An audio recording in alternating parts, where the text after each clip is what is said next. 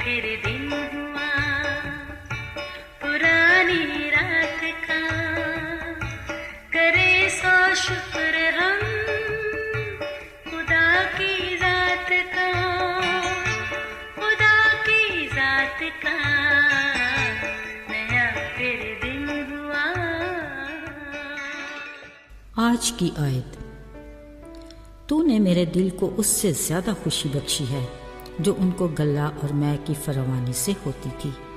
زبور 4:7 آیت۔ عزیزو، خوشی خدا کی دی ہوئی انمول نعمتوں میں سے ایک ہے، ایسی چیز جس کو کسی بھی قیمت سے خریدا نہیں جا سکتا۔ بلا شبہ ہم ہر وقت خوش ہی تو رہنا چاہتے ہیں، ویسے بھی خوش رہنا ہماری روزمرہ زندگی کا دلچسپ پہلو ہے، اگرچہ ہم انسانوں کے بس کی بات نہیں، مگر جب بھی خوشی کا کوئی موقع آتا ہے ہم جی بھر کے خوشی مناتے ہیں، مثلا سالگرہ، شادی بیاہ، بچے کی پیدائش یا کوئی کامیابی وغیرہ۔ ہمارے ذوق و شوق میں یہ چیز شامل ہے کہ ہم اسے بڑے روایتی انداز سے مناتے ہیں، مثلا آتش بازی، پھلجھڑیاں، پٹاخے، خوبصورت کیسے غباروں کی بہار، کمکمے، موسیقی، ڈھول کی تھاپ پر ناچ گانے اور بچوں کی شور مچاتی پیپنیوں کا شغل میلہ۔ یہ وہ لوازمات ہیں کہ خوشیوں کا تاثر خوب ملتا ہے، خوشی کی رونقیں بھی بڑھ جاتی ہیں، مگر روپیہ بھی پانی ہی کی طرح بہہ جاتا ہے۔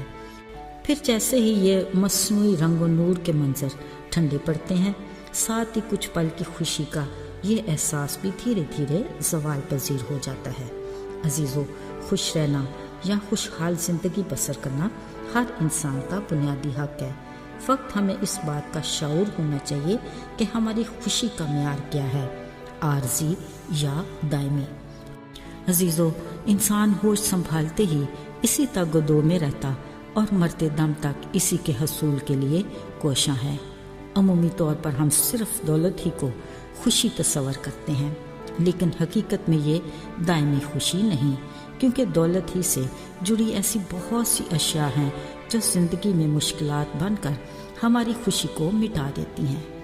کلام پاک سے ہمیں آگاہی ملتی ہے کہ داؤد وہ واحد شخصیت تھی جس کے بارے میں خدا نے خود فرمایا کہ میرے دل کے موافق مجھے مل گیا، یعنی داؤد خدا کے معیار پر پورا اترا۔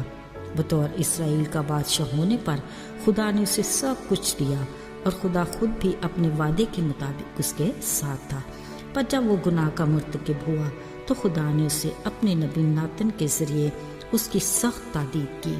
پھر اوریا کی بیوی سے داؤد کا بیٹا بیمار پڑ گیا، اس کے لیے داؤد نے خدا سے منت بھی کی، روزہ رکھا اور ساری رات زمین پر پڑا رہا۔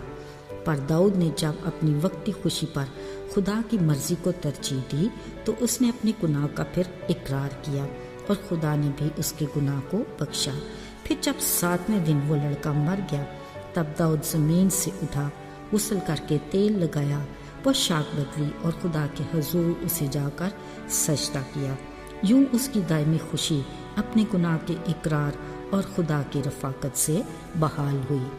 عزیزو، یاد رہے، اگر دل میں بدی یا گناہ ہے تو خوشی کے احساس کا عنصر کافور ہو جاتا ہے۔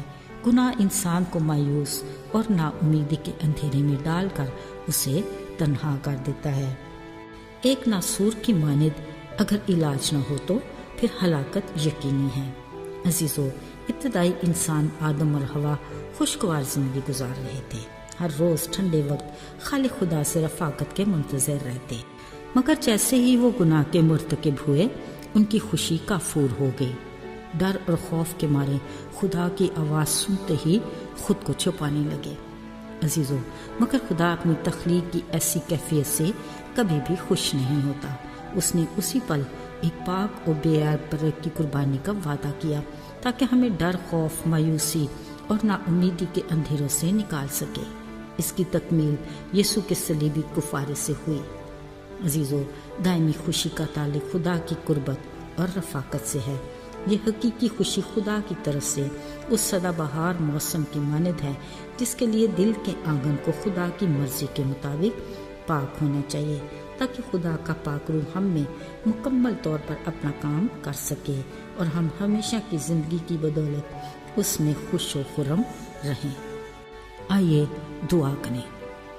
اے خداوند، ہم خود کو مکمل طور پر تیری مرضی کے تابع کرتے ہیں۔